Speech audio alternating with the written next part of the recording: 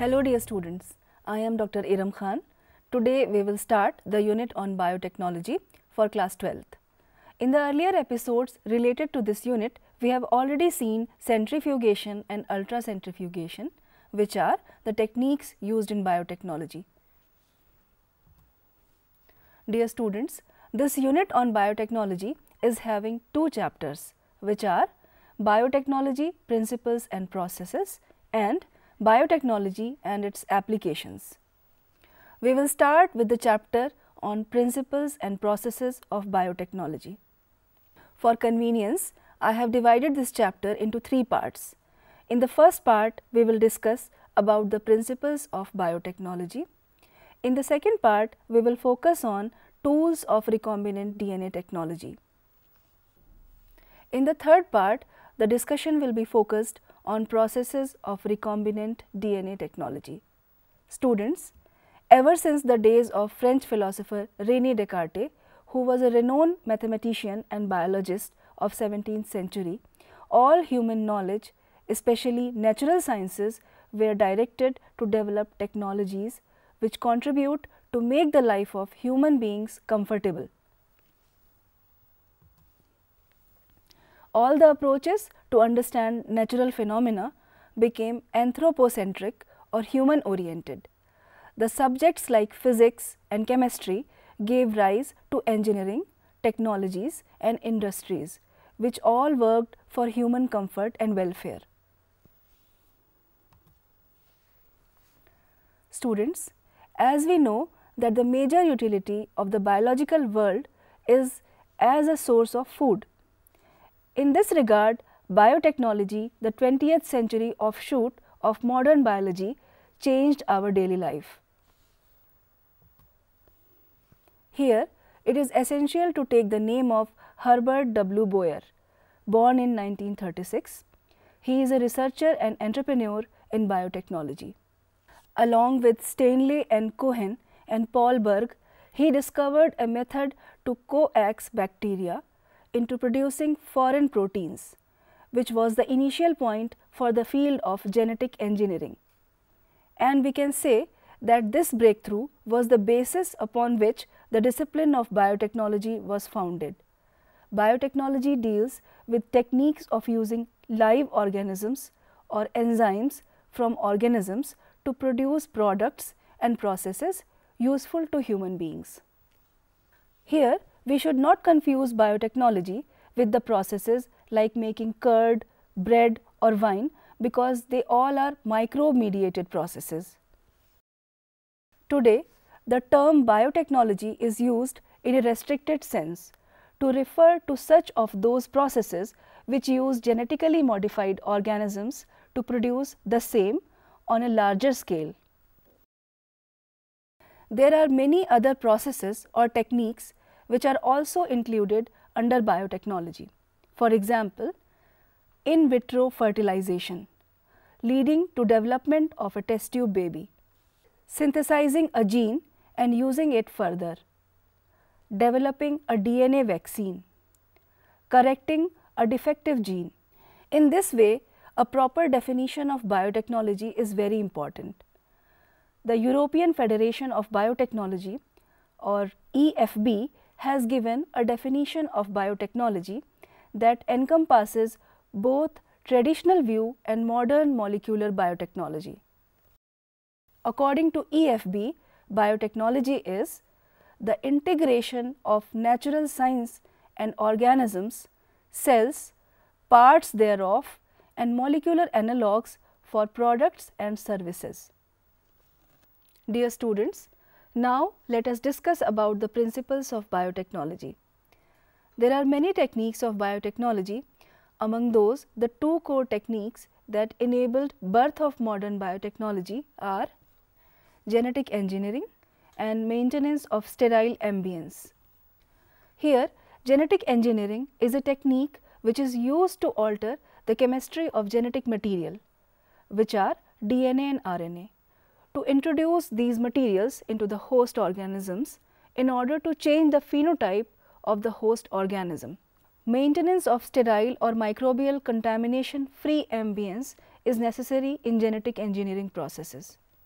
because it enables growth of only the desired microbe or eukaryotic cell in large quantities for the manufacture of biotechnological products like antibiotics, vaccines, enzymes, etc.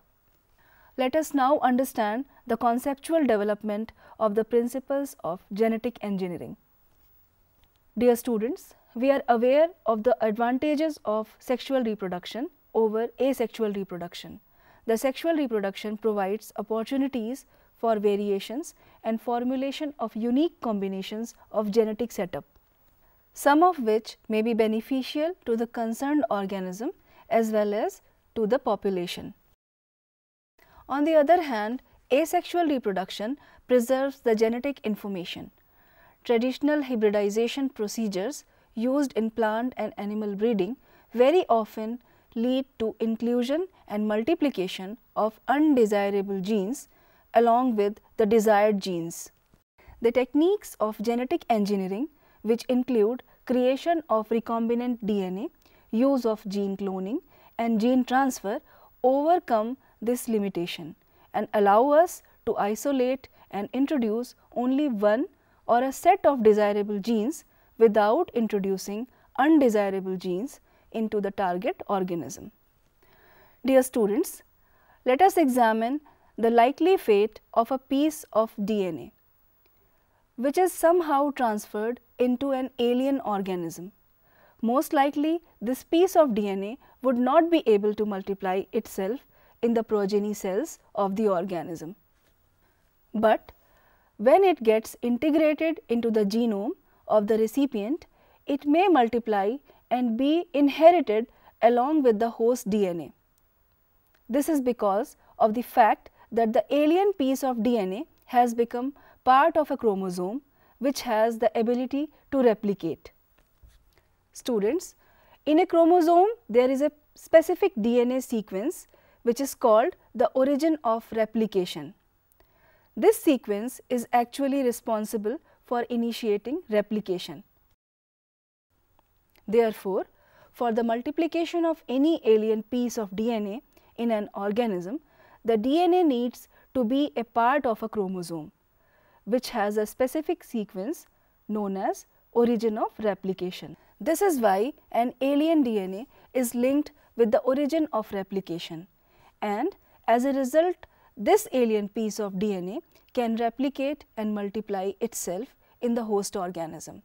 This can also be called as cloning or making multiple identical copies of any template DNA. Let us now focus on the first instance of the construction of an artificial recombinant DNA molecule. The construction of the first recombinant DNA emerged from the possibility of linking a gene encoding antibiotic resistance with a native plasmid of Salmonella typhimurium. Here, let me tell you, the plasmid is an autonomously replicating circular extrachromosomal DNA. Here in this illustration, you can observe a bacterium with enclosed plasmids showing chromosomal DNA and plasmids. It should be mentioned that Stanley Cohen and Herbert Boyer accomplished this process of artificial recombinant DNA molecule formation in 1972. They did this by isolating the antibiotic resistant gene by cutting out a piece of DNA from a plasmid which was responsible for conferring antibiotic resistance. The cutting of DNA at specific locations became possible with the discovery of the so-called molecular scissors or the restriction enzymes. The cut piece of DNA was then linked with the plasmid DNA. These plasmid DNA act as vectors to transfer the piece of DNA attached to it. Students, as you know that mosquito acts as an insect vector to transfer the malaria parasite into human body. In the same way, a plasmid can be used as vector to deliver an alien piece of DNA into the host organism. The linking of antibiotic resistant gene with the plasmid vector became possible with the enzyme DNA ligase, which acts on cut DNA molecules and joins their ends. This makes a new combination of circular autonomously replicating DNA created in vitro and is known as recombinant DNA.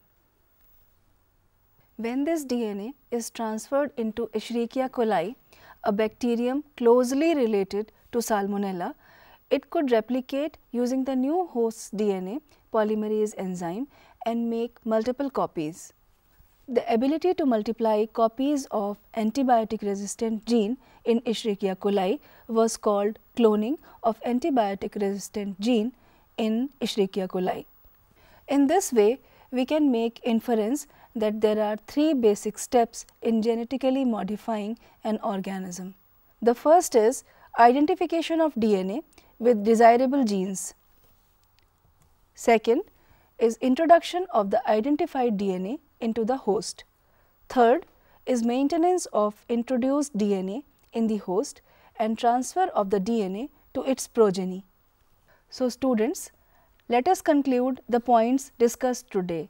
We have looked into the meaning, definition and advent of biotechnology. We have also discussed genetic engineering, which includes creation of recombinant DNA, use of gene cloning and gene transfer, and maintenance of sterile ambience as the two core techniques of biotechnology. We also inferred to the basic steps of genetically modifying an organism. In the next episode of this chapter, we will discuss the various tools of recombinant DNA technology. Thank you.